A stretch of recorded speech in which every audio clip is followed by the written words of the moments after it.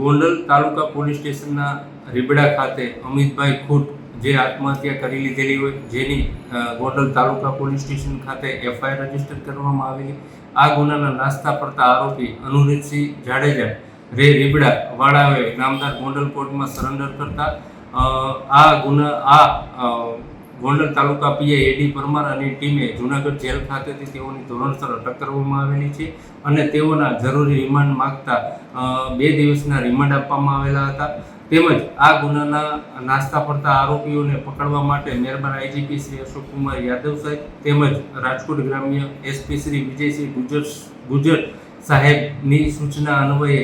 LCB PI VV Vadodara તથા તેની team દ્વારા અતાઉલ્લા ખાનગી રાહે આ ગુનાના નાસ્તા પડતા આરોપી અતાઉલ્લા ખાનને આજે વહેલી સવારે